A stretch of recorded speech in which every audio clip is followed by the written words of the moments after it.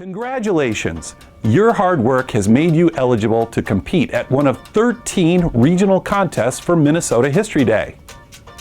We're here to give you a little more information about what to expect and how to get ready for this rewarding experience.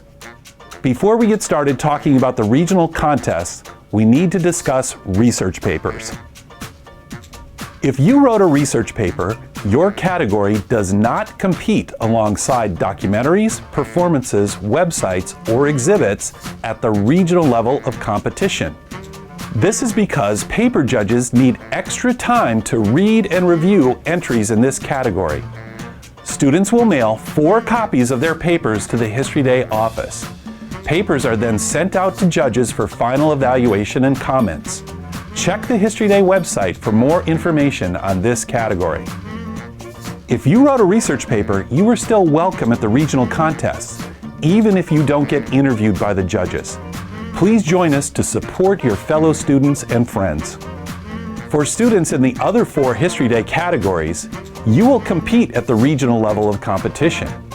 Entry forms are due 2 weeks before the regional contest. Work with your teacher to make sure that you have these materials in on time. About 1 week before the regional contest, History Day will send your teacher a schedule that will include your judging time. Before the regional contest, you will want to gather up the important materials you will need to compete. Exhibit students will need to put the finishing touches on their project and get 4 copies of their process paper and annotated bibliography ready to bring to the contest. Documentary students will also need 4 copies of their process paper and annotated bibliography. Most students will have a DVD of their documentary playable on a standard, non-computer-based DVD player. Whatever presentation technology you use, be sure to test your presentation and bring several backup copies. Performance students will need 4 copies of their process paper and annotated bibliography in addition to the props and costumes for their performance. You do not need to give the judges a copy of your script, but may want to have a copy on hand for your own reference. Finally, websites. In this category, students do not need to bring copies of their process paper and annotated bibliography. These important documents should be included on their websites. You also do not need a laptop. Website students will be locked out of editing their sites 1 week before the regional contest to allow judges to review projects in advance of the event. Wondering what you should wear to regionals? There's no need for a suit and tie, but you should dress in a way that allows you to confidently present yourself to the judges. The big day is finally here. When you arrive, look for signs directing you to registration. Before you set up your project, you must register. At registration, you will be given your time and room location or table number. Individual students have to be present for judging. Group entries need at least 1 member of their group at the event. Next, you should either set up your exhibit board or check out your judging room. If at any time you see something that isn't right, have a tech issue, or need some assistance, look for a friendly History Day staffer in a bright turquoise bowling shirt. We are here to help. So you might be wondering, who are the judges? History Day recruits a variety of people who are interested in education, history, and supporting students in their community. This means that your judge could be a teacher, a librarian, a college student, a retired professor, or a general history enthusiast. While the judges may be the ones asking you the questions, they may be nervous as well. Get comfortable by starting with a smile and a handshake, and you will do great. The goal of the interview is not to quiz you on your topic, but to get a better idea of the process you went through to create your History Day project. Judges will ask you questions about where you did your research, how you chose your topic, and how your topic fits with the theme. They also use this time to ask follow-up questions about your project, such as, how did you decide to do a documentary? Why did you choose to work in a group? How did you split up the work? History Day competitions give you the opportunity to share your excitement about your topic, your research, and your presentation. Don't be scared or nervous. You did the research and you know your stuff.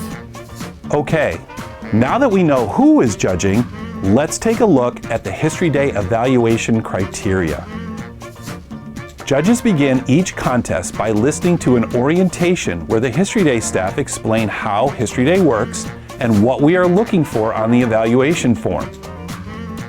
60% of the evaluation is based on historical quality. This includes your thesis statement, historical context, and the quality of your research. 20% of the evaluation is the relation of your project to the History Day theme. The final 20% is clarity of presentation. This doesn't mean you need a fancy project. The judges are looking to see how carefully and clearly you designed your presentation and explained your topic. Whew, judging is over. See, that wasn't so bad. Now that you're done, you've got a little free time. All project categories are open to the public, so you can cheer on your friends or get a look at other projects in your category. It isn't a bad idea to bring some homework. Some regional events are on weeknights, which means you probably have assignments due the next day. All of this competition is tough work, so you'll probably work up an appetite. Some regional events have food available for purchase. Check the History Day website under Events to see what is being offered at your event. After judging, you can also find a nearby restaurant to eat with your friends or family. It's time for what we've all been working towards, the award ceremony.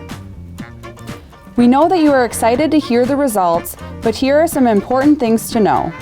There are 2 awards given at each award ceremony. The maroon ribbons are for honorable mention. Even though they are not eligible to move on to State History Day, judges choose honorable mention awards to recognize the hard work of these students. State qualifiers will receive a medal and are eligible to compete at State History Day, which takes place at the University of Minnesota. Both during and after the award ceremony, it's important to keep in mind sportsmanship and to recognize your accomplishments, even if you don't win a medal.